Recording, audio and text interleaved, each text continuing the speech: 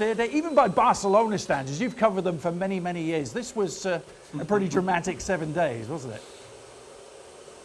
Yeah, it really was. I mean, look, on one level at least, the departure of Josep Maria Bartomeu wasn't a huge surprise. The question mark was always going to be the timing, whether he was forced out as a result of the no confidence motion, whether he was going to then somehow find a way through that and continue until presidential elections, which would have been in March, or whether he was going to walk away, which of course he eventually did, and that perhaps was the surprise. But yeah, it was quite a week, and you know, you've got the Clasico to start it all off, and to be honest as well, the response in Turin against Juventus was absolutely fantastic, in part because it was so unexpected. Given the kind of pressure that Barcelona have been under, given the fact that Clasico was a third league game in a row that they've been unable to win. Of course, they've drawn with Sevilla, they've been beaten by Getafe. I think most of us, and I do include myself in this, most of us expected them to go to Turin and to get beaten. But they didn't. They responded really well, and it's by far and away the best performance they've had since Ronald Koeman took over as manager. So, Sid, a couple of things on the Bartomeu resignation. First of all, the mic drop moment, of course, the European Super League. Javier Tebas, the Spanish Federation president, coming out and saying, listen, this is nonsense. But it's also been a dream of Florentino Pérez, the Real Madrid president, for some time. What's the overall reaction been?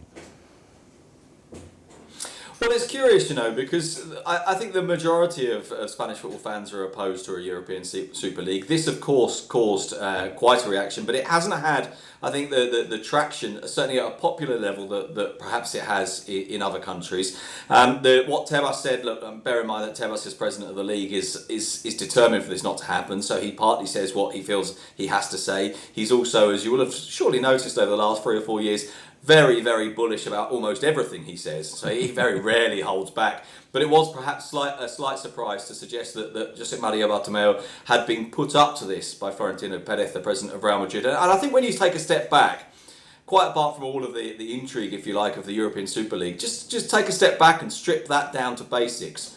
What we're essentially saying here, or what the president of the league is essentially saying here, is that a president of Barcelona is doing what the president of Real Madrid tells him to do. I mean, that in itself, I mean, of all the accusations you could level at a Barcelona president, to basically accuse him of being the puppet of Real Madrid is really quite something. But the most remarkable thing of all, perhaps, is that there are some Barcelona fans who are incredibly critical of Bartomeu, who would, broadly speaking, agree with that. And then, of course, so Bartomeu departs. Barcelona go to Turin to take on Juventus. It looks to be hopeless for them, doesn't it? And yet they turn around and produce an inspired performance. We've had many former pros on the show here debating whether Bartomeu's resignation had anything to do with that display. Did it for you? I don't think so. I mean, look, some subconscious level, it's very difficult to judge that. And Sergio Roberto, who was the person who faced the TV cameras post-game in the Super Flash pitch side, he was asked about this and he said, well, look, this is the best possible response to everything that happened. There's not really a lot else he can say. Ronald Koeman said, look, we're here for the football and the most important thing we can do is focus on the football. It's impossible to judge whether there was some kind of, if you like, extra element because of the departure of Bartomeu. I suspect not, or at least not at a conscious level, but there is absolutely no doubt, and, make no mistake about this, that there will be players in the Barcelona squad. I would probably argue that the immense majority of the players in the Barcelona squad who are delighted to see him go. In fact, I think even those who didn't necessarily have anything against him will probably feel that it was the right thing for the club, that it was necessary for the club. That said, I think they're realistic enough to know that this doesn't automatically resolve all of their problems and automatically make everything okay. Sid, I want to get your thoughts on what happens now for Barcelona. The favourite to succeed him is Victor Font, isn't it?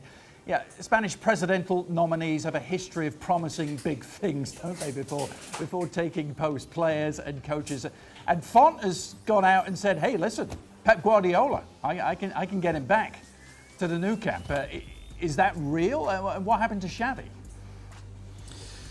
No, I must admit, I think there's lots of elements to this that mean we should back away from it ever so slightly. The first one is that I think that Font's point, although it's possible that there was a little bit of mischief making as well, or it's possible that perhaps he has really big plans beyond just what he'd already put in place. I think his point really was a broader one about the fact that people who've played a big role in Barcelona's history, people who seem to embody what Barcelona is all about, should come back.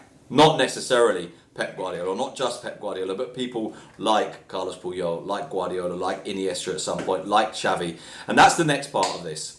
This is said by a man who has already been very, very public, very, very clear and very forthright about the fact that Xavi is his new manager. To the extent that he said, look, if I take over and Ronald Koeman's in charge, I'm sorry, but it's Xavi is my manager, and we can try and maybe find a role for Koeman, but Xavi is the person that I want in place. Now, he did say last week that, well, you know, we try and talk about this, and there are other roles that people can play, and there are other positions that can be fulfilled, which made you think that he was backing away from it, maybe even made you think that perhaps things are not quite so clear-cut with Xavi. So I think there's that. I think the other element is that Guardiola himself said that he's happy at City, that he wants to stay, that he would like to continue beyond this year. And then there's one final element, which of course that while he probably is the favourite right now, Victor Font, elections are still some way off. We still don't know for sure where people's voting intentions lie, and so there's no guarantee that he wins. So I think to make the leap from this to Guardiola is coming back, I think is too much of a leap, but it was very, very interesting to hear someone say that quite as directly as that, and at least